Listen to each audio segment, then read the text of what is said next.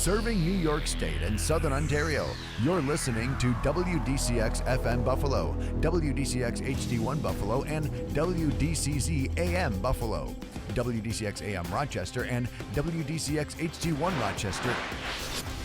Welcome to Neil Boron Live. Real talk that gets to the heart of the matter and music that inspires.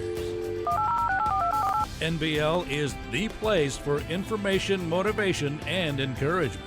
So drop the mask, pick up the phone, and get ready to join the conversation at 1-800-684-2848 or 883-5000. And now, here's Neil Boron, live.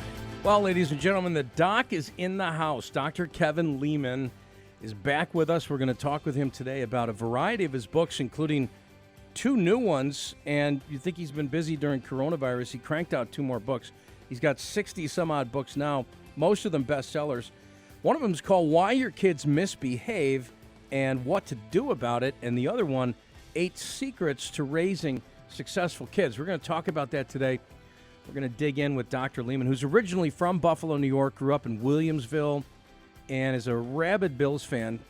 Lives most of the year in Tucson, Arizona, but spends summer times down in the Chautauqua Lake area. Got a place down there. And he's been a featured speaker at Kingdom Bound, at Church on the Beach. He's a regular on Fox and Friends.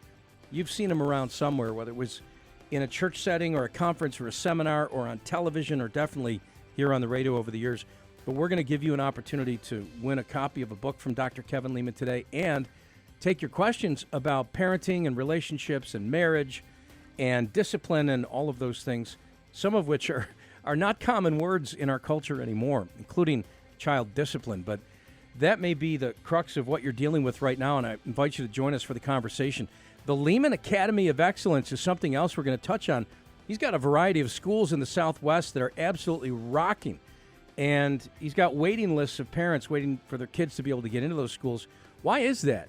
Why are parents knocking the door down to get inside the Leman Academy of Excellence? Well, we'll find out in just a couple minutes here on NBL.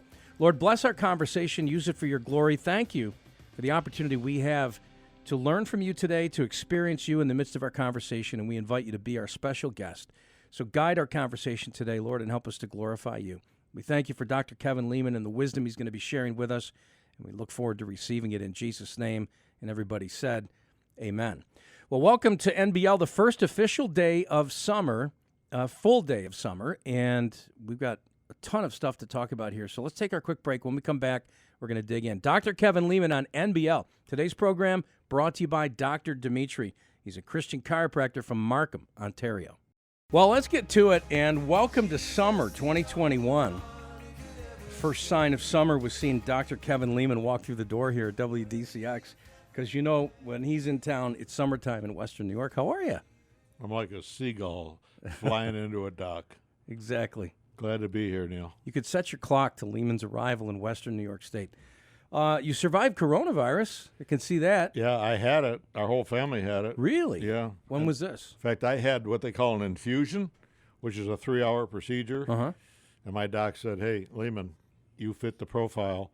I think I can get you an infusion. It'll really help. And COVID hardly touched me, but my daughter, my oldest daughter, I thought we were going to lose her. Really? And my son was hospitalized for 2 weeks. My daughter, 3 weeks in ICU. And it was devastating. Everybody in the family got it. Mrs. Uppington got it. It hung on to her much longer than it did me. Really? But, Arizona got hard hit, and yet you mentioned our schools, Leman Academy of Excellence. We have 7 schools, Neil, and for only 2 weeks we're one of the schools down. But so our people were heroes out there. They taught our scholars. And did you have to make all the adjustments with plexiglass and social distancing and masks and everything? Well, we did the mask thing, yeah, and we did social distancing. You know, you're talking about little ankle biters. Yeah. You know, you put ankle biters together in the backyard, and they're going to hold each other's hands. They're going to wrestle.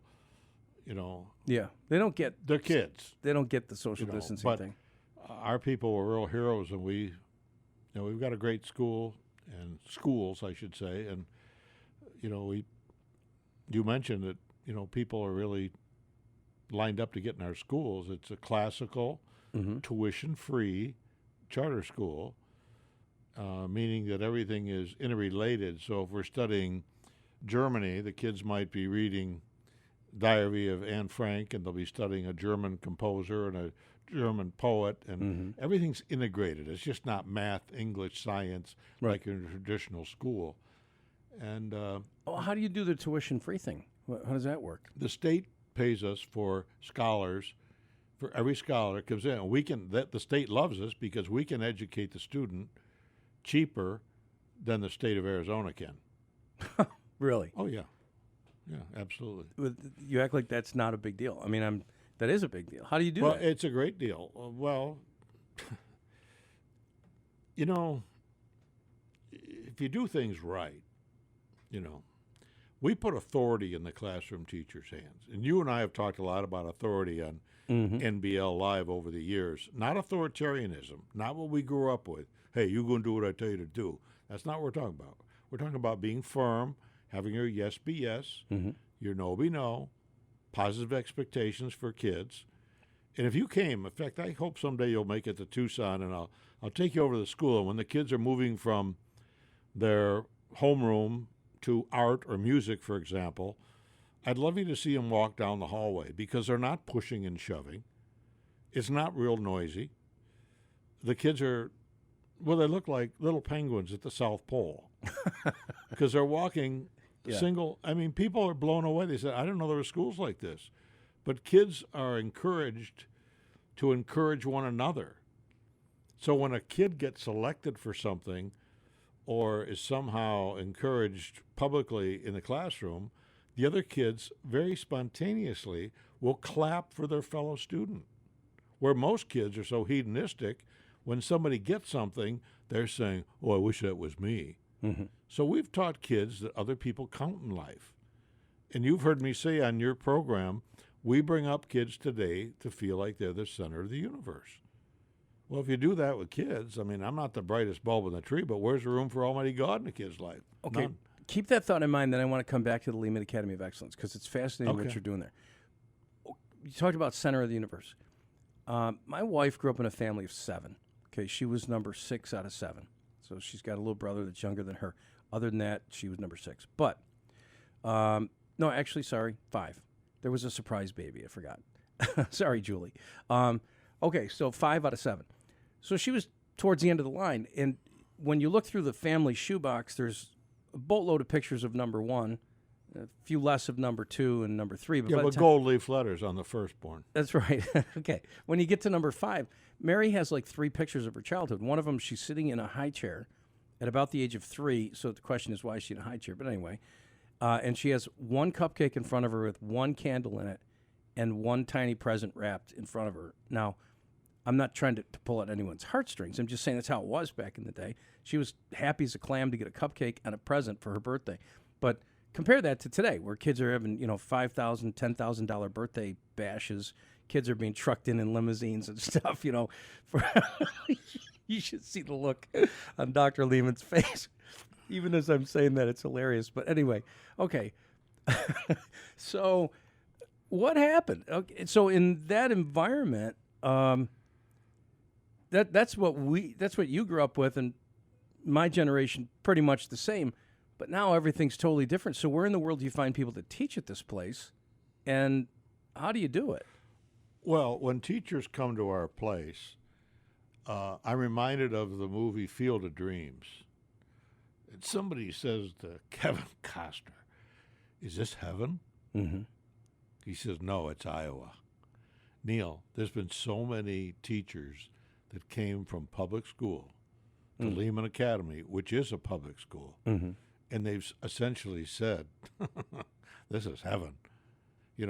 I can teach. I have the freedom to teach. The scholars listen. If you imagine you're a young parent and you send your kid to kinder at Leman Academy, within a couple weeks of the beginning of school, you get a phone call from your son's teacher. And she says, "Hey, I want you to know that little Zach is getting along great, and he seems to be making friends, and he's doing well academically. If there's anything you have concern about, I'd love to hear about it. And by the way, here's my cell phone number. Now, what would you think of that school?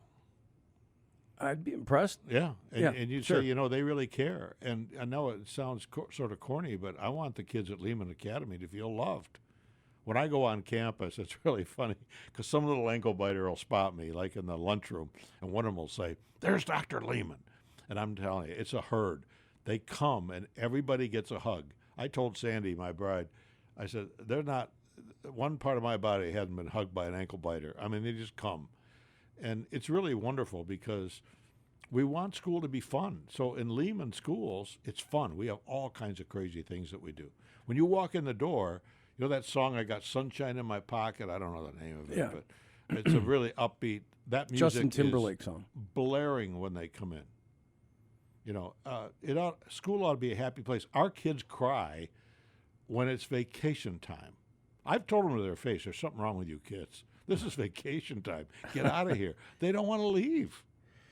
Okay, but this is the 21st century. So when these kids are coming from real homes, yeah. So what happens when you get the phone call where the mom says, I want to protest because Johnny has to do homework tonight, but the kids from the other public school never get any homework. Now, I'm exaggerating the point. And basically what I say, parents, is listen, you got all kinds of choices. You got all kinds of educational choices here. Mm-hmm. And, you do what you think is right for your child. But let me remind you, there's a waiting list to get into school of 325. So we'll miss you, but don't let that door hit you on the tail the way out the door, because we want to partner with a parent. So we think the parent ought to be participatory in this thing. And you'd be surprised. You do have parents who just drop the kids off and say, teach little Buford, and they don't engage. And that's okay. We deal, the cards that are laid our way, we deal with them. But but for the most part, people that send their kids there know what they're getting into. They love it. Yeah. Listen to this. We're a public school, but our mantra is be kind to one another. Encourage one another. Have you ever heard that? Did that ever come out Sounds of a book? Just a little biblical now. It's just common sense. It's actually biblical principles that are applied to life, and they work in any situation. It works in the home, and so I go into the classroom and I have fun with kids. In fact, I was in a 6th grade class, and I said, this is an example of the kind of fun we have at Leman. I was in a 6th grade class. I said, hey, anybody here, any of you young ladies have a birthday coming up? And one will go, oh, yeah, my birthday's Thursday. You know how they are at 6th grade. Well, come on up. Would you mind coming up? She comes up. She's sort of bouncy, little, cheery little 6th grader. And I said, hey, can any of you guys sing? And all the guys can sing. You should hear them. Oh, yeah, I can sing. All got their hands up. So I said, hey, you come on up here. You can sing, right? Yeah, I can sing. I said, I tell you what I want you to do. It's her birthday. What's your name again, honey? I want you to sing happy birthday to this young lady. Yeah. And the kid does a 180. He's back to the wall. Mr. Brave, Mr. Show Off, all of a sudden, he backs off. So I look for another brave soul. Another brave soul comes out and says, okay, you can sing right now. I want you to sing happy birthday to this young lady. So he ponies up and he goes, happy birthday. Wait, no. I want you to sing with emotion. This is the woman of your life. I want to hear it. I want to hear happy birthday. And the kid's thinking, what'd I get myself into? Okay. And so he tries again. I go, no. I think what you got to do, you got to get on one knee. You get on one knee, it's really going to come from your heart. Now, at this point, all the other kids are reaching for their cell phones, and they're making videos, okay? And this kid, God bless him, he toughs it out, okay? I love it. He toughs it out. Everybody's enjoying it. This kid, when he was done, I said something. I said, you know something? Let me share something with you. Your parents, adults in the U.S., the one thing they fear is getting up and talking in front of other people. That's their number one fear. And you just did that. And I'm telling you, I'm proud of you. You did something difficult. And I'm going to tell you what happens in life. When you do things difficult and you do them well, something probably is going to happen to you. So I extend my 2 fists to him, and I said, inside each of these fists is money. whatever fist you touch, that money is yours. He's looking at me like, you got to be kidding me. No, I'm serious. Just tap one. So he taps the right one. A $20 bill falls on the floor. All the kids go, $20 bill. He picks it up like, can I keep it? It's yours. So I opened the other one. There's a dollar bill in that one. And I just tried to make the point to the kids that in life, there's hard things you have to do. But when you complete that, it sort of feels good inside. And life has a way of rewarding you. So I also talk with them about why kids their age like to put each other down. So I teach them what to say. What do you say when somebody puts you down? If you ask any kid in Leman Academy, he can answer this question because the stock answer is, wow, I didn't realize you felt so badly about yourself. Yeah. And what does that do? It makes the kid who's the aggressor look like an idiot, okay? And it makes the kid who's usually picked on and shriveling, makes him look like a rock star. So we try to be aware of what's happening in the peer group, teach kids about life, but notice the fun element. School ought to be fun. I hated school, hated teachers, graduated fourth and bottom of my class in high school, and it's amazing. I always say, God, you had a great sense of humor when you came up with Leman Academy of Excellence, but it's been great. So you're talking about basically 2,000 kids that are attending the 7 schools. Are there roughly 300 in each? No, there's about 5,000 kids really? in those schools. We have schools of 1,200, for example. Oh, okay. So, and, they're big schools. They're all K through whatever? K through 8. Wow. Plus we have preschool for the littlest ones. But so yeah. a kid in kindergarten is taking Spanish. A kid in second grade is taking Latin. So let's get this straight, that Doc Leman, who goes by the nickname Cubby, right? That was your nickname growing up in the village of Williamsville. Yeah, somebody stopped me today in Williamsville and said, Cubby. That's right. Yeah. At lunchtime. Yeah. I was with you. Yeah. So they know him in Williamsville. But literally, one of your teachers in the Williamsville School District looked you in the face and said, you'll never amount to anything, right? And basically, I don't know if it was an exact quote. Well, there's a lot of them. That my counselor, God rest his soul, who I got to know as an adult, who was really a great guy, and he had every reason to say what he said. In April of my senior year, I showed up in his office, and everybody's going to college. What was I going to do? I mean, I'm limping along trying to graduate. And I said, Mr. Messino, I'd like to go to college too. And he pulled on his glasses down his nose. He looked over the top of his glasses. He said, Leman, with your grades and your record in this school, I couldn't get you admitted to reform school. Okay? And again, I had SAT scores that were at the 0 percentile, Neil, which means everybody in the U.S. did better than I did. I thought it was so cool you could smoke cigarettes in the classroom at the University of Buffalo. I took the test on a Saturday, but I was enamored with smoking cigarettes in school. This is cool. You used to have to go to the John and try to do that in school. And I answered a few questions, and there was a ball game on, and I thought, I'd rather watch that ball game and take this stupid test. Well, that's how you get 0 percentile. But there was an encouraging lady. Her name was Eleanor Wilson. She taught math.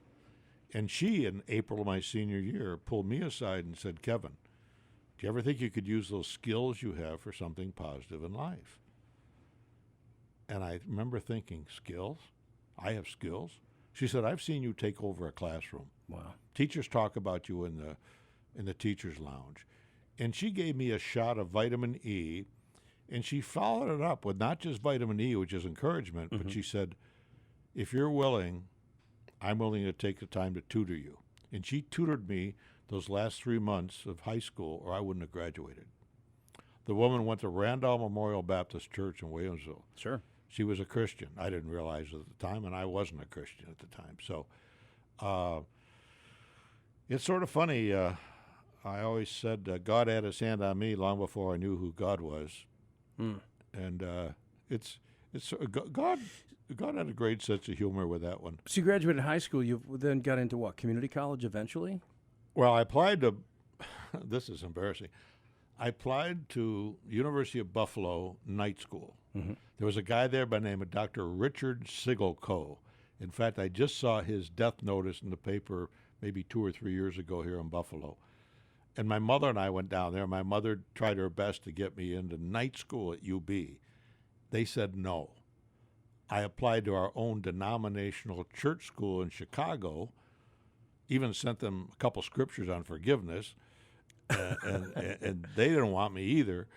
So 9 days before the semester started, Neil, we were poor. We didn't have any money. My father traded in a life insurance policy because I got admitted on probation with a 12-unit load. So, I mean... to the denominational school? Yeah. There weren't a lot of people who were believing in me. Now, to my mom and dad's credit, who were very common people, they believed in their son. I always think of the Kenny Rogers song, She Believed in Me. But, you know, when you got somebody who believed in you, you can do some things in life. I'd like everybody right now in the WDCX listening audience to think about this. Who had your back as a kid? Who's that person that made a difference? Now, if you use your fingers to answer that question, I'm telling you right now, there's not many people that are using both hands. That's right. And they're lucky if they have one or two people. The average is two. I've asked this question all across the U.S. and Canada. Every year on National Teacher Day, we'll open the phone lines and I'll say, talk about the teacher that made a difference in your life. It's usually a teacher or a coach or a youth pastor or something, like somebody who's got some influence in their life, but that person believes in you. And I say, like, tell me the story. What happened? And they say, well, they saw something in me like that woman saw in you, like that gifting. You said you were gifted? Yeah. You ever going to use those gifts to do something good? She said skills, Skills, yeah. So, but they tell the story. And often it'll be, I wasn't good at math, but they talked about my ability to play a musical instrument. And they said, you're really good at that. You should pursue that. Well, I say, what do you do today? And they say, I'm a music teacher. Like, in other words, that one comment turned and a lot of times it was because these kids were coming maybe from a broken home or something, or they were told by someone they're stupid, you'll never amount to anything. But the comment of a single individual or maybe two or three people who, like you said, have your back, somebody to offer you a little vitamin E encouragement, and it changes the course of history. So you went from the denominational school, where? University of Arizona? Well, I'm leaving out part of the story. Oh, okay. I eked out a C- average my freshman year at this school, which prefers to be anonymous. It's located in Chicago, Illinois, but since they let me in, they'd prefer to be anonymous. Okay. And that second semester, second year, I was a baseball player, and they were on a tri-semester, so you had to go back in the winter quarter or you weren't eligible to play baseball, and I wanted to play baseball. So I went back, and I was struggling academically, but the ice cream machine, this is so stupid, but the ice cream machine in our dorm went on the fritz. It wouldn't work properly, which meant you could get free ice cream. So these are ice cream bars, okay? We cleaned that sucker out. This is Chicago, Illinois, February, so you could put them outside of your room on the ledge, and they're frozen. It's like you got your own Amana freezer right outside your window of your dorm. So the Pharisee who ran the dorm, he was a theological student. He decided that the dorm needed to recoup the money, so he wrote this stupid note that said, for those of you who participated, and I remember every word of the note, in the illegal ice cream social the other night, the dorm lost X number of dollars. Now, when I say X number of dollars, you got to remember an ice cream was 10 cents back in those days. So they had a conscience fund. And all these good students, these little Christians, were throwing their dimes in, feeling remorseful for having a freebie ice cream cone. Well, I came in one night with my roommate, Beagle. And Beagle? Yeah, Beagle. Okay. And old Gus, the night watchman, had fallen asleep in his chair. And they had a big thing about the conscience fund with an arrow down to it, with this stupid note. And I looked at Beagle and I said, you know what would really be funny? Would it be funny if I stole the conscience fund? He said, that'd be very funny. So I took the money and poured it out into my hands, dumped it in my pocket. Now we're talking dimes. I probably had $4. And I went up and bought the guys on the wing a pizza. And, of course, the word got back to the dean of students, okay? So he calls me in. He said, Leman, what do you know about this conscience fund? And I lied through my teeth, and I said, I don't know anything about it. and he knew better. And long story short, he threw me out of school. Well, here's the miracle of this story. 10 years later, Neil, I was a dean of students. In 10 years from that point? Right, at the University of Arizona with 35,000 students. So what happened? Wow, you could do a commercial now and make people wonder what's All right, happened. let's do it. Look at you. Look at him running the show. All right, so we're going to find out what happened. How in the world did he get to be dean of students at University of Arizona after getting tossed out of a tiny little school in Chicago, Illinois? 800-684-2848 or 883-5000 if any of you want to join our conversation today. We're going to be talking about everything related to parenting and discipline and secrets to raising successful kids or any of his other books.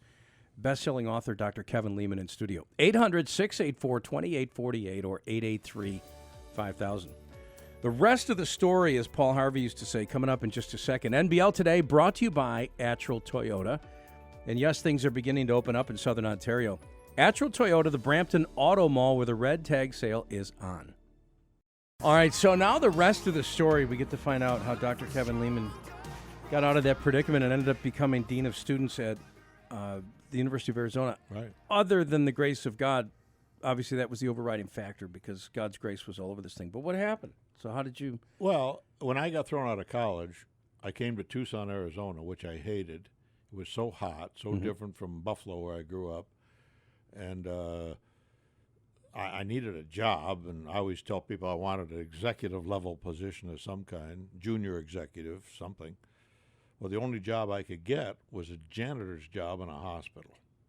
And my mother was a nurse at that same hospital, which was located about a block and a half from our little modest home in Tucson. So I worked there about a year and a half, smoked my Salem cigarettes, thought I was pretty cool. In retrospect, I was just dumb as a rock. And I was holding a broom, not using a broom, holding a broom, in the main building of the hospital. And this 5'9" chick walks down the hallway with this little yellow uniform with these little white tennis shoes on. And I'm telling you, this woman was stunningly pretty. And I remember following her with my eyes and thinking, whoa, where did she come from? And I found out who she was. I went over to personnel to find out who she was, and then I talked to the janitor on her unit, and I offered him $5 to introduce me to this chick. Well, does God, this is so funny, does God work in strange ways? I'm telling you, that day, Neil, I was mopping out the men's restroom of all places, and who should walk in but my future bride? Into the men's room. Into the men's room. She's helping some little guy go to John, okay? And I saw her, and my eyes just brightened, and I thought, oh, say something, stupid. You better say something. And so I said to my wife, would you like to go to the World's Fair with me? It's the first words. I didn't say hello. I said, pardon me, would you like to go to the World's Fair with me? And she looked at me, and she said, well, I don't know. She was always the smarter one of the two of us. And I said, how about lunch then? And so, I mean, you can't make a story up like this, right? Right. And so we went to McDonald's, and we split a 20-cent cheeseburger and a 10-cent Coke. Now, Neil, you ask, how did we go from being thrown out from the dean to becoming a dean? This is how it happened. Because this woman, she exuded something. I mean, it was just incredible. And I wanted, whatever she had, I wanted. I mean, she was just unbelievable. And I really felt like a ton of bricks. So we started a date every night. Now, again, I'm a punk. I smoke my cigarettes. I got the greasy hair, the belt on the side, a uniform with a cross broom and a mop, very attractive. I had a tooth that had worn a hole through a capped tooth. So I had a spot right in the middle of my big tooth. I mean, I was a looker, okay? Keep in mind, my wife's very pretty. And so 3 months into dating, she pops the question. And she says, would you like to go to church with me?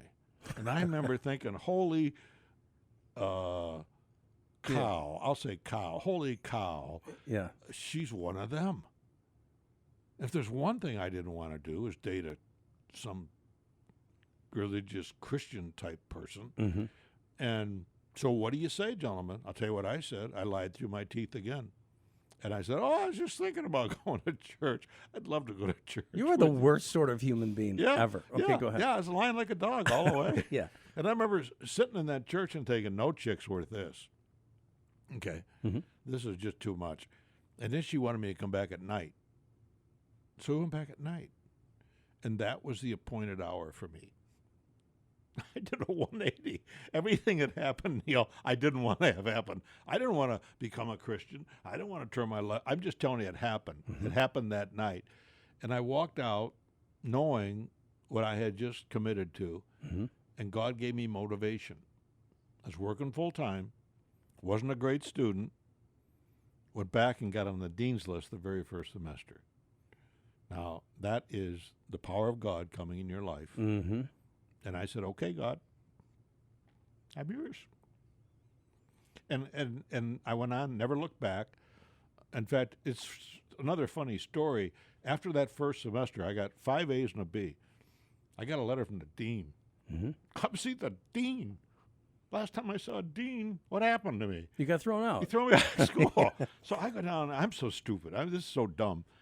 And I had to go to the liberal arts building. I should have known better in retrospect. Mm-hmm. So that's where the dean's office is. And I walk in there, and there's a lady at the desk, and she says, can I help you, young man? I said, yeah, I got a letter here to come see the dean. She said, what's your name? I said, Kevin Leman. She said, oh, you've won university scholarship honors. What? And I said, say what? She said, you've won university scholarship honors. I said, what's that mean? She said, we're going to pay for your education. I never paid a dime for my education from that point all the way through my doctorate degrees. Oh, my goodness. And during my tenure at the university, when I started off as a head dorm rat with the 360 guys in a dorm, and I was the head guy. But the dean of students loved the way I handled people and the kids. There was very little damage to our dorm and all that kind of stuff. And 4 years later, that same dean called me and said, I want to appoint you assistant dean of students here at the University of Arizona. So you tell me, is that a story? That's unbelievable. It's a story. Unbelievable. Only God can do that kind of thing. That's better than going to Mississauga, or how do you say that word up there in Canada? Mississauga. Mississauga, and finding, a cache of toonies and loonies on the side of the road. It's better than that, absolutely. All right, so Sis, we're going to get to your phone call here in just a second. And we're going to be talking about what happened after that, really, ultimately, that Dr. Kevin Leman became a world-renowned expert in marriage and family stuff and has written 60-some-odd books, New York Times bestsellers, ending up on Fox and Friends and the Hallmark Channel's Home and Family show, The View. He's been on Today, The 700 Club, CBS's Early Show, yeah, you'd love CNN. The View. You'd love The View. And Focus on the Family over the years. Crazy women there. You used to host Focus on the Family, didn't you? I think you did. I can't remember. I know, but I've been there. Last time I was at Focus was just a few months ago, and they had me back again. I think I'm going back this October. But they told me it was like the 55th or 56th time that I've been on Focus on the Family. I couldn't believe it. Unreal. You know what that means? You're old. That means I'm going to die soon. Exactly. All right, we'll be back in a minute. Sis, you're going to be the first. 800-684-2848 or 883-5000. So why do kids misbehave? And maybe you have a story to tell about somebody who believed in you. We've got a lot to talk about here. 8 Secrets to Raising Successful Kids. Here's another book, Why Your Kids Misbehave and What to Do About It. NBL returns in a moment after the greatest place in the world to buy books like this. We get a word from them. Cornerstone Bookshop in North York, Ontario. And yes, they are open. So thanks for tuning in to this Monday edition of NBL, the first full day of summer 2021. And we decided to spend it with Dr. Kevin Leman. And 7 schools now in Arizona named the Leman Academy of Excellence, named after the guy who got tossed out of the first few schools he ever went to. Best-selling author joins us in studio, and if you want to be a part of the conversation, it's 800-684-2848 or 883-5000. Okay, Sis, this is a wonderful sister in Christ, by the way, from Buffalo. She joins the program fairly regularly, and Sis, you're back with us. So you had a question, or is it a comment for Dr. Leman? I have 2 questions for Dr. Leman. All right. The first one, since I've heard you've written quite a few books, have you written a book on parental regret? Let's say you've written all these books to help parents now, future parents with their kids. Have you ever thought of writing a book, parents that, wish they had done stuff differently?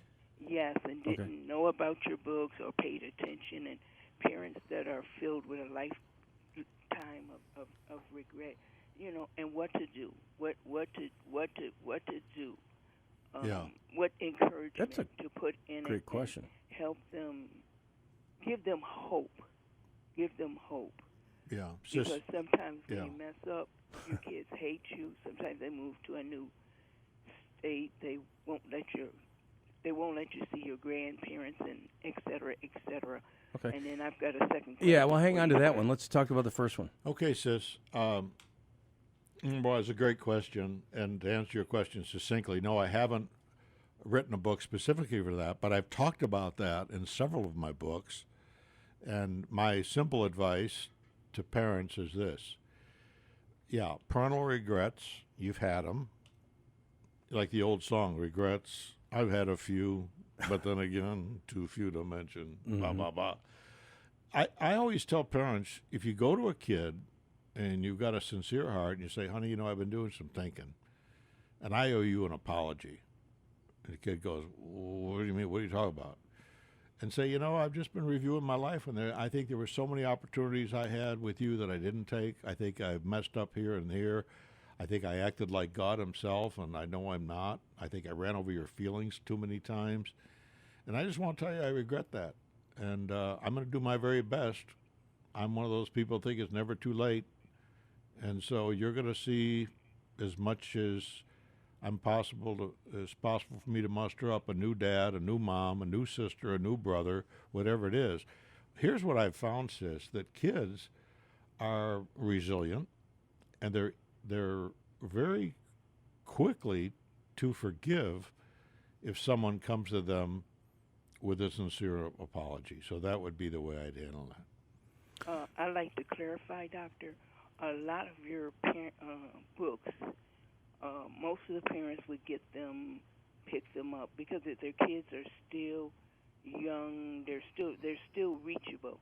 And I'm talking about the difference between parents and their adult children that are full grown men and women. But that's what you're talking about. They're not going to pick those books up because they're filled with so much. They feel like they're with regret and failure. And every time looking at those titles, it's too late for me. Well, why didn't I listen? And I'm just saying, putting that right in that book. I just wanted to, I didn't want to take up too much time. Yeah. Okay. I was actually addressing adult children. Having a heartfelt conversation with an adult child to say, children, I wish I had done things differently. If that adult child wants to hold on to that anger and that angst, that's going to eat them alive. You, as an adult, when you ask for forgiveness, you've done your part. You've said your thing. So, yeah, I know it's a slippery slope, sis. It's tough to negotiate those things, but we are taught to forgive one another. And if we don't, we're the ones that end up paying for it. That's right. You said you... Go ahead. You had a second question comment? Number two. Yeah. Okay, question number 2. Have you ever thought of holding a workshop or a summit other places, either in the U.S. or Canada, with your philosophy about how to start Leman Academy? I don't know if I have the sentence, if I have it wrong, and have it only like for principals and teachers, because the teachers are having a vision of a boarding school, maybe with your philosophy and how you founded the Leman Academy. Well, I'm sorry if not putting it. No, that's fine. He's got it. Okay, so yeah. Well, a couple things. Charter schools are run by states. In other words, if someone wants to start a charter school, you have to go through the state education department, and most states have charter schools today. Right now, we are limited because our charter is only good in the state of Arizona and Colorado. I think I won't see it in my lifetime, but I'd hazard a guess that someday you'll see Leman academies throughout most states in the country because they're so popular. But think of what makes them popular. We put authority in the classroom teacher's hand. How cool is that? You know, most public schools, they welcome you to the first day of school and they assure the new teachers, we're so glad you're a part of our team. And then that same day, when they put them in the classroom, they say, oh, one more thing, let me have your hands. And they tie their hands behind their back. The teacher today in public school has no authority whatsoever. Mm-hmm. So, okay, what's authority look like at the Leman Academy of Excellence? The reason I'm asking is because there are people listening right now, I guarantee it, who went to parochial school as a kid, and they had a nun slap their hand with a ruler or yardstick. Or, you know, I remember in fourth grade, Miss Samer pulled me up out of the back of the chair by the back of my hair. With reason. Well, sort of. I had accidentally broken a globe. I was trying to draw the globe for an art project, and it slipped off my desk and it cracked on the ground. And so she hauled me out of my chair by the back of my hair.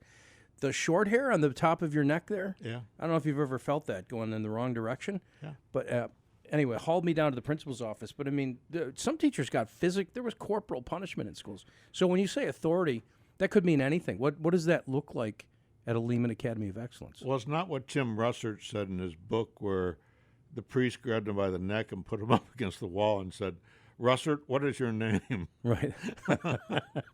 Which I still laugh about to this day.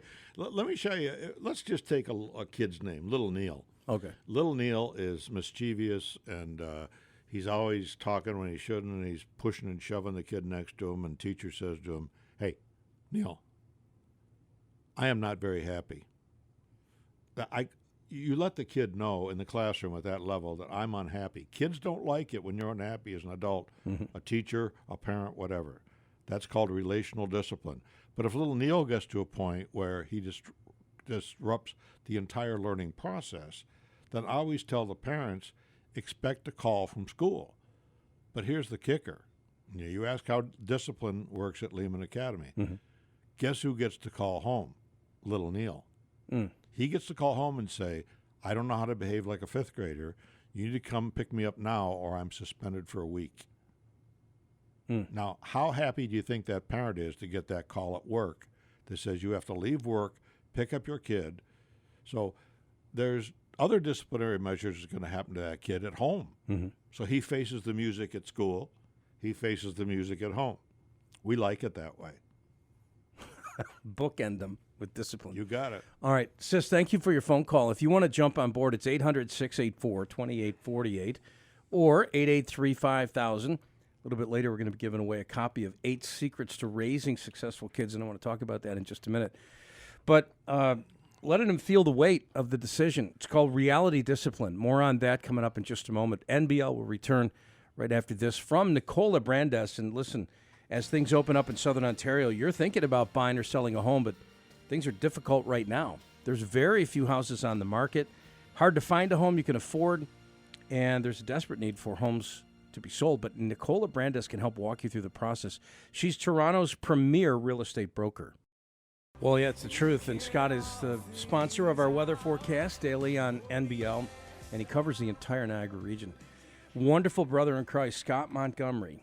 Call him anytime. 114 in Tucson this week. I saw some of that. In fact, wasn't it 121 somewhere? In Phoenix, yeah. They're usually hotter than Tucson, but it's just too hot. What do you think about Yuma, Arizona? You know me too well. On August 5th, 1967, I got in an non-conditioned... Air-conditioned, yeah, thank you. Air-conditioned car and drove to Yuma at 4 o'clock in the afternoon and spent the night at the hotel, $12 with my bride. We had a big wedding, $29 we spent on flowers, and we had a great reception at Aunt Evie's house with ham and cheese sandwiches. And now when you read about couples, they travel to, name it, destination weddings, yeah, Guatemala or whatever, It's so I grew up Po. We didn't have 2 nickels to rub together. You was Po folks. But that's why I love coming back here, because I got some good friends here. Dickie Brown, who I went to high school with, and Moonhead Deach and his wife Wendy, and we get together and we laugh like 4-year-olds. Who was the guy you just ran into at the restaurant? A Puff Bono, Clark. Really? Clark Bono went to. Was he like elementary school guy? He all the way through school. He was a year behind us, but he was a big guy. I was reminding him that we played football out behind Hirschfield Drive in Williamsville, and nobody could tackle Puff because he's so big. We were skinny little kids thinking we were athletes. Well, it's just hilarious being anywhere near Williamsville with you because you point at things. You're like, see that over there? Yeah. That was a field. We used to get pollywogs in that field. Oh, yeah, pollywogs. And I have a picture of me as an adult standing above the falls in Williamsville. The Glen Falls? Yeah. I used to fish above the falls. There's a fishing hole in there. And there were some fish in there. I caught a 35-inch northern and a 29-inch northern. Northern pike in Ellicott Creek. Yeah. No kidding. Wow. And I had the fishing contest. They used to have it up in the dam in Island Park. And one of my early childhood memories, this is clear confession time, is taking 1-ounce sinkers and sticking them down the calico bass's throat to make them weigh a little bit more. So when you weighed in your fish, don't look at me like that. I know it was wrong. I'm going back to stealing ice cream bars from the denominational and school. putting weighted lead weights inside a fish so they'd weigh more, so you get a better prize at the fishing contest. If heaven is sort of based on a merit system, I mean, there'll be a little dark spot. We're in the saved by corner. grace. Because you're going to be in the low rent district, buddy. That's all I could say. As Billy Joel once said, I love you just the way you are. Yeah. And if people would understand that, it's not being religious, it's having a relationship with your maker, okay? You can talk with them as you're driving down the Queenie at 140 miles per hour. Have you had those guys behind you with flashing lights? You're going 95. A couple times. Yeah, and they're flashing the lights in their little Toyota. Yeah. Yeah. Yeah, I love those guys. They're my favorite. Yeah. All right, so, but not in the last 16 months. No. Open up, Canada. Hello. Yeah, it would be nice. I'm not speaking on behalf of WDCX. This is me, Kevin Leman. Open up the border. Let's roll. Absolutely. All right, so any question or comment is fair game for Kevin Leman. And I got to believe, by the way, let's keep it real for 1 second. I just have to know what your opinion is on this. Let's say you got somebody who's 22 years old, married for a year and a half, has a 9-month-old baby, and they got a blog and a podcast about parenting. Okay, comment. Go ahead. You got 30 seconds. Oh, my goodness. There are so many bloggers out there. They're in their 20s. They have little children, and they're writing blogging things about parenting. I read those things. There's some of the worst information of my life I've read in those things. My goodness. Parents, you need to be in healthy authority over your children. You're the captain of the good ship family. You're on the sea of life. Do you have a port of call? Your kids are going to take from you, your behavior, how you behave emotionally, spiritually, any way it cut it. Parenthood isn't easy, I'll give you that, but it is simple. There's a simple paradigm. Neil and I have a book here in front of us, 8 Secrets to Raising Successful Kids. Number 1 tip, listen. Stop talking all the time. Think about yourself. Don't worry so much about what the kid's going to be. Are you the parent you need to be? Are you the person you need to be? Teach your kids to be grateful. Kids aren't grateful today. They're on the take. You teach a kid to be grateful. Mm-hmm. That's why I always said a 12-year-old should pay your bills and your family online. Why? It gives them great insight into how much money it costs to run a family today. It helps them figure out what life's all about. Again, it's not, what'd you say? It's not easy. But it's simple. But it's simple. All right, well, so same with marriage. There's 1,000 moms. Marriage is simple, but you got to know women are weird and men are strange. There's 1,000 moms or 1,000 dads or 10,000 listening right now who have younger kids. They may be toddlers or, just getting into the early teen years, or maybe they got some teens, but they felt the frustration of what it means to be a parent. Now, we're going to take a break, and when we come back, I want to give anybody an opportunity who's listening right now to ask any question you want about any frustration you're feeling regarding parenting. Because the one thing I can tell you for sure is Dr. Kevin Leman is not a 22-year-old young woman with a blog and a podcast. He's got decades of real-life experience as a family counselor and relationship specialist, but also as a dad and a grandpa. And he's got a ton of wisdom to share with you. So if you're like up to your eyeballs in frustration related to some kind of a discipline issue in your home with a child that just won't listen, or you're having a hard time getting through, no matter what their age, feel free to join the conversation. And any kind of parenting or relationship advice you're looking for, you're going to be able to get it right here. And by the way, from this point on, anyone who calls, we're going to put your name in a hat for a chance to win a copy of Dr. Kevin's book. In fact, all you have to do is just call and say, I want a copy of that book. And it's a hardcover. Listen to this. There. It's a hardcover book. 8 Secrets to Raising Successful Kids from Revell Publishing. What is this, number 62 or something? How many is this? Do we know? It's either 63 or 4, but okay. Now I'm just saying over 60. I can't count you. All right. Well, call me right now. If you just want a copy of the book right now, call me. We're going to put your name in a hat, and somebody's going to get a chance to win it. We'll take your calls here any minute. But we've got to take a look at the weather, and we'll do that right away. 800-684-2848 or 883-5000. Call right now. Just say, hey, you know what? I think I want a copy of this guy's book. I like what he has to say. 800-684-2848 or 883-5000. We'll be back with your phone calls here on WDCX. Today's program brought to you by Basada Kia. Joe and Marcel Basada of Basada Kia.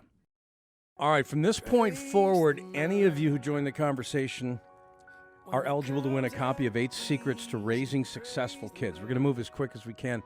If you've got a question or comment, you're welcome to share it. Otherwise, let's get right to it. Carol from Sanborn, obviously, you got a chance to win a copy of the book. So is this something you think you're going to enjoy, or what is it about what we're talking about that's intriguing to you? I'd like to read it myself, but then pass it on to my children to read because they were raising kids. It's just, to keep it simple, is a really good point to, that it is simple, but it's not easy. Things are just so different these days than when I raised my kids, even. Doc, you made a comment that a lot of the people that show initial interest in you, certainly like Carol's son or daughter would be interested, but the point is, do we have a mic on him? They shake their head and they look at how their kids are raising, or rearing is actually the proper term, and what they're struggling their grandchildren, and they're shaking their head and saying, "Hey, what are you doing here? And how can I help?" Yeah. So let me get you a copy of a Leman book. Yeah, the Leman books they're all practical, Carol. You'll enjoy it. Any one of them. Yeah. All right. You're officially in the contest. Thank you for listening in Sanborn, Carolyn. God bless. Carol, I'm sorry. So 800-684-2848, 883-5000. Betsy in Fort Erie is next. Betsy, welcome to NBL. And, Thank you. Hi. Are you a mom or a grandma or both? I'm a mom and a grandma, and I have been reading Kevin Leman's books forever. Well, as long as I ever knew about them. That's why you survived long enough to call the show. All right. So are you familiar with this one, 8 Secrets to Raising Successful Kids? No, I'm not. But right. I would like to, I would love a copy if it's possible. Okay. Well, your name goes in a hat. You're going to get a chance to win it. So tell me real quick, like one of the toughest things you had to do as a parent. Oh, where would you begin? Really? Okay. Well, I was one of those that carried the wooden spoon in the purse. Just that they knew it was there was all that I needed. Uh-oh. Yep. Doc's got a smile on his face. Yeah, I don't know what that means, but he is smiling. Betsy, you might appreciate this. My dad was Irish Catholic, and he used to threaten us with a shillelagh. And I have what's one a shillelagh? I'm going to tell you in a minute. Yeah. And I remember just living in fear of the shillelagh. Now, here's what you have to understand. Your kids at least saw the spoon. I never saw the shillelagh, but I never wanted to find out what it was. He'd say, "You want me to get the shillelagh?"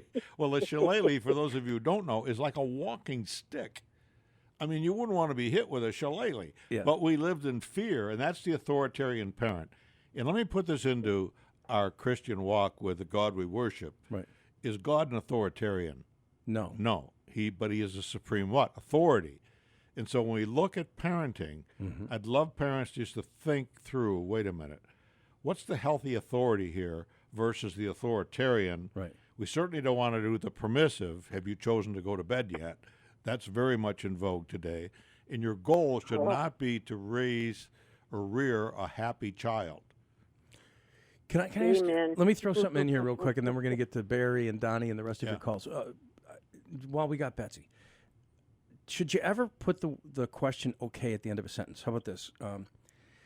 Johnny, I want you to vacuum the living room now. Okay? No, period. Yeah, but I'm thinking... You don't have to ask for permission. One time I heard somebody say that, and I'm sure I've said it a million times in my own life, but I heard somebody say it, and all of a sudden the light bulb went on like I'd never heard it before. And I realized you're inviting a kid in to have an opinion about this. I can tell you what Mrs. Uppington says to me. Leman, take the garbage out now. Yeah, she doesn't say, okay, She doesn't Kevin, say okay. How do you feel about it, Kevin? I asked her there, I said, are we happily married? She said, you're very happily married. Come on. That was the end of the conversation, as I recall. All right. Betsy, you're officially in the contest, young lady. Thank you, Betsy, for reading all the books. All right. God Thank bless. you so much. Bye-bye. Take care. Bye-bye. All right, Barry's next here on NBL from Oshawa. He's from the Schwa. We got Barry. How are you, Barry?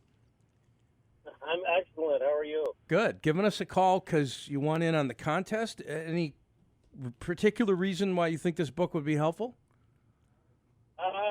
Actually, yes.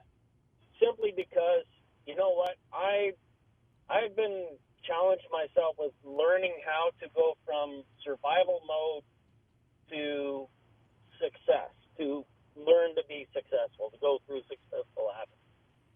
Well, good. You'll enjoy this 8 Secrets to Raising Successful Kids, because I've told business people, hey, you read that book, it's sort of a guideline for you of how to be successful in business as well.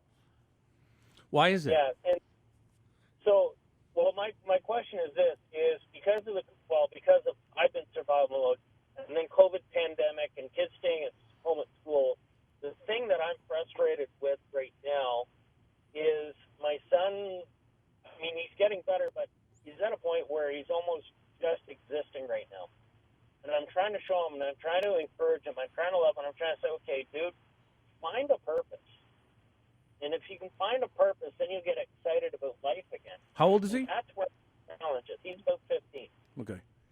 So they've been in lockdown forever. Barry, all this screen time, breaking news right now, from my mouth to God's ears and everybody else's, screen time is not good for children, whether they're 15 or 3. I'm saying all screen time. It's not good for kids. Why? We've had years of research. It dulls the mind. It doesn't brighten the mind. It doesn't enlarge the mind. Mm-hmm. Kids are. I'm with your 15-year-old. I'm dead right now because I need to thrive. I'm like a plant that hasn't had water. So how do you help a 15-year-old find a sense of purpose? Number one, you tell him you love him just the way he is, and you realize how tough this has been on him, not to hang out with his buddies, not to play hockey, not to do all the things he loves doing. Mm-hmm. You identify with him. You come alongside of him, but you remind him that, just like the light at the end of the tunnel, we're going to get through this, and I have your back. All right. Barry, there's more on that in the book, obviously, and maybe you'll be a winner of it. We'll be back with more of NBL in just a moment. We got to get to Donnie and Anna and the rest of your calls. And if you want to join us, it's 800-684-2848, 800-684-2848, or 883-5000. Got another 10 minutes or so left, maybe 15, with Dr. Kevin Leman. We'll be back with more of NBL after this from McKean Construction. Look at this, Doc. It's the Zach and Zach Jr. Just chilling. I've heard good things about. He's 2.5. Yeah, I've heard good things about Zach.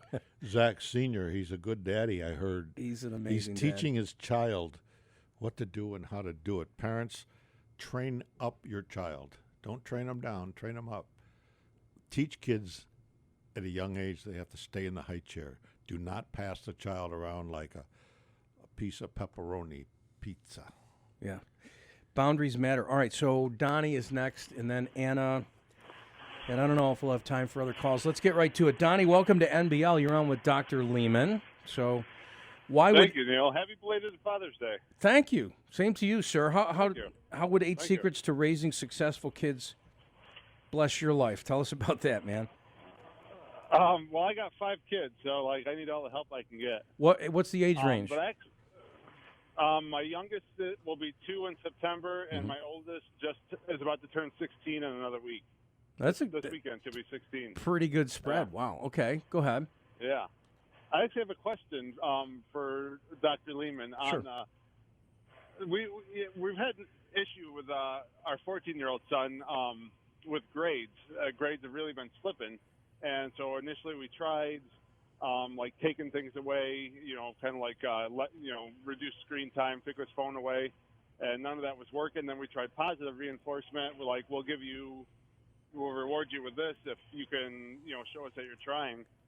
But it just seems like no matter what we try, like we just cannot get through to him to want to do better. And it's to the point now he has to take summer school. Yeah, and, good. That's good though, It's Donnie. frustrating. Like, yeah, and it's frustrating trying to get through to him that like he needs to do it. And I guess we're just looking for any type of advice of what. Yeah. Every parent has done what you've done. You do the takeaway thing, and then you do the reward thing. Both are doomed for failure. Here's the sentence I want you to remember. Let the reality of the situation be the teacher to the child. Those aren't your grades, Donnie. They're your son's. So when he figures out that, okay, the reward for not doing a lick of work during the school year is I get to go to summer school. Yeah. You're listening to a guy that went to summer school for 3 years. That in my case, that didn't help me either. But when reality struck me in the face, all of a sudden I found some motivation to ask some questions about, hey, I'd like to go on to school and all that. So hang in there. Let him fail. It's not the end of the world. Failure is not fatal. You still love your kid. Right. You got his back. Yeah. But you don't accommodate him either. You don't snowplow the roads of life for him. All right. Yeah. Well said. Good luck. Thank you, Donnie. You're officially Thank in you. the contest. And Anna from Toronto, so another TO person joining us on NBL. Anna, thanks for holding, or I should ask, is it Anna or Anna? Anna. Anna, okay. Is fine. All right, are you a mom, a grandma, what?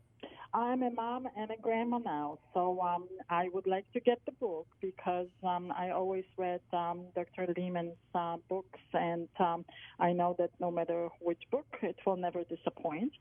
So this time I would like to pass it on to my kids who are just starting to raise kids. Good idea.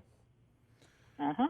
Very well done. Okay, so have you, you haven't seen a copy of this one, but have you read other books from Dr. Leman, did you say? Oh, yes, I did. Yeah, Okay. yeah. I read most of the books on the relationships. My favorite is sheet music. Also, That's the best book I ever did, by the way. Yeah. Yeah, that's what I think too. So Yeah. we agree. And also, I really regret that you wrote the book "Having Your Kid by Friday." A little bit too late for my kids, although it's never too late. As you said, it's good for a 3-year-old and for a CEO of the company. So I sometimes try it on my husband. Yeah, And it works on really husbands. So, Well, wasn't that the so, sequel? Didn't you have a new husband by Friday? Yeah, I very had fun, more yeah. fun writing Have a I New have both. Husband. Yeah, okay. Yeah, that was a fun book. Unreal. All right, well, Anna, you're officially in the contest. thank you, Anna. Thank you for that. So what was the, you mentioned to me earlier that sheet music is one of the best books you wrote. It is. Why? What was it about it? Because it revolutionizes how men look at women and vice versa. Mhm. It points out that we have completely different needs, and you have to learn how to speak to a man. You don't ask a man questions, okay? Okay. You ask a man his opinion, he'll talk your ear off. Okay, so wait, so the husband seems kind of cold and distant. It's obvious he's got something on his mind. The wife is very tempted to say, "Oh, honey, what's wrong? What are you thinking about? Did you have a bad day at work?" She's asking him questions. Yeah, she's going to say, I don't want to talk about it. He's going to say, I don't want to talk about it. Okay. So she's going to get nowhere with that. Right. Or let's say it's a teenage son who's 17 years old. He's just not talking. 17-year-old, can I ask your opinion about something? I just heard something on the news today. I would love to know what you think about this. I don't know if you're interested in sharing, but I'm all ears. Why will he answer the opinion question but not a straight-up question? Because the question puts you on the defensive right away. Mm-hmm. Where if you say, tell me more about that, even though it's a command, it shows interest. I want to know what you think. Tell me more. Think about it. It's a command. Tell me more about it. But it doesn't put the defenses up. Or if I ask you why, immediately you're thinking as a man. Or if your wife says, Neil, we need to talk. There's not a man in Ontario or the U.S. who wants to hear his wife say, honey, we need to talk, because they think they're in trouble for whatever. Yeah. Interesting. Not rocket science. You can do this, folks. It's, what did you say? It's not easy, but it's simple. It's simple, yeah. Well, I encourage you to get a copy of any of Dr. Kevin Leman's books. And the Birth Order book is probably your most popular. People mostly know you because of Birth Order. But you can't get away from Birth Order. Everybody has one. The first 2 kids in the family are night and day different. The firstborns tend to be a little over the top, and the babies are walking around with their underwear in their back pocket. So. You've definitely nailed it as far as what life is really Neil, all I've about. enjoyed being with you today. It's been fun. Thank you for being here. And for anybody who wants to get in touch with you or copies of your books, what's the site? Is it lemanbooks.com or something? Well, you can go to Dr. Leman. You got to spell it right, Leman. There's no H, Leman. drleman.com is our store. You go to birthorderguy, GUY.com. That's our website. It's interactive. There's all kinds of stuff on there. Birthorderguy.com or drlemanbooks.com, you said? Yep. Got it. All right. Well, you're welcome back anytime, sir. Have a wonderful summer vacation. Are you going to be out riding the Fat Chick Magnet? The Fat Chick Magnet is the most photographed boat on Chautauqua Lake. Well, say hi to Mrs. Uppington. I will. Tell her we love her and miss her and hope to see her soon. We'll be back with more of NBL in just a moment.